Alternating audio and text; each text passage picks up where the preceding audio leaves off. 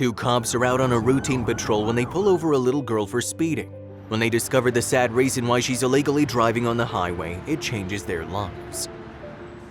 "Hey Jim, you gonna eat that?" Steve pointed to the last donut in the box. Jim looked regretfully at the donut and shook his head. "I'm trying to eat less and you should too."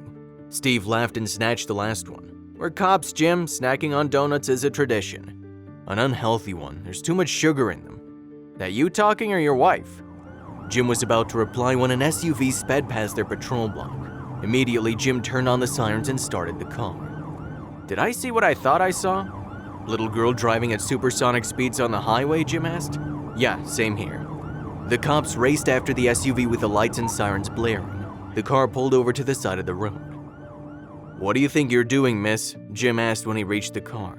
"Please, you've got to help me," the teary-eyed girl behind the wheel pleaded with Jim. "My daddy fainted when he was taking food out of the car and he won't wake up."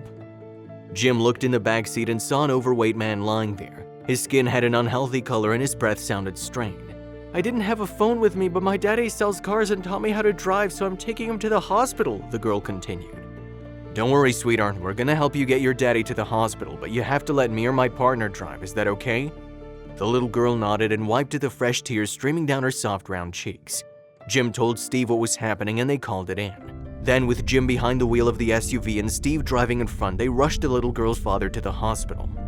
The nurses and doctors rushed the overweight man into the emergency ward. Jim and Steve then turned to the little girl. "Is there someone we can call to come and wait with you?" Steve asked. The girl shook her head. "My mom is dead and I never see my other family because they live far away," she sniffed. "It's just me and my daddy." Jim and Steve shared a glance. Although they were both tough cops, not one had the heart to leave the little girl alone while the hospital staff treated her father. Just then, a nurse entered the room carrying a clipboard. She crouched down in front of the child. "Hi, my name's Emily. What's your name?" "I'm Sharon," the girl replied. "Sharon, I'm gonna need to ask you some questions about your father's health. Do you know if he has any medical conditions?"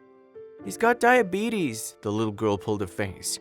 "Ever since Mama died, he's been eating too much, and I've been trying to tell him he needs to eat healthy food, but he still keeps buying burgers and donuts." Jim nudged Steve with his elbow. "What'd I tell you about those donuts?" he whispered.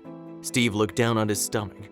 He'd recently put on weight, but it couldn't do that much to harm on some donuts now and then. Sharon answered a few more questions and then the nurse left. Steve and Jim sat down with her to wait. Although he didn't say anything, Steve was worried the nurse might return with bad news. He and Jim would have to take Sharon to child services if the worst happened. Although Steve knew the people working there did their best to help every child they encountered, he dreaded the prospect of handing little Sharon over to them. Eventually, Emily returned with a broad smile on her face. "Good news, Sharon," she said. "Your daddy's gonna be okay. He fainted because his blood sugar levels dropped too low. He's now awake and eager to see you." Steve sighed with relief while Sharon jumped for joy. "Can we have a moment to speak with him?" Jim asked. "Of course, officer, follow me." Steve and Jim entered the room while Sharon's dad lay. His breathing still sounded labored, but his skin was healthier and he sat up when he saw them. "Officers, I hear that I owe you my thanks for helping Sharon get me to the hospital." "First time in my life I'd had to pull over a child for speeding," Steve replied. The man chuckled, but Jim gave him a stern look. "Jokes aside, this is a serious matter," Jim said. "Sharon told us her mom passed away and you could have gone to meet her today.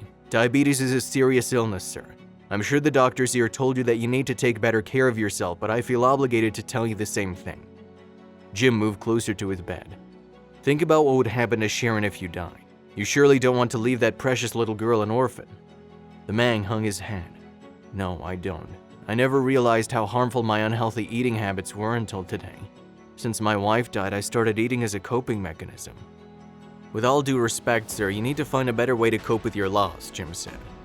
"I know, and I will." The man looked up with tears in his eyes. "This has been a wake-up call. I know now that I've got to take better care of myself, even if only for Sharon's sake." "See that you do," Jim nodded.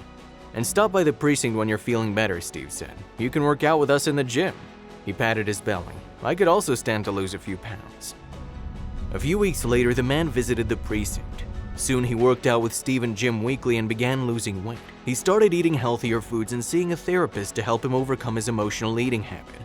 The three men became good friends as Steve and Jim also learned an important lesson about following a healthy diet and not overeating.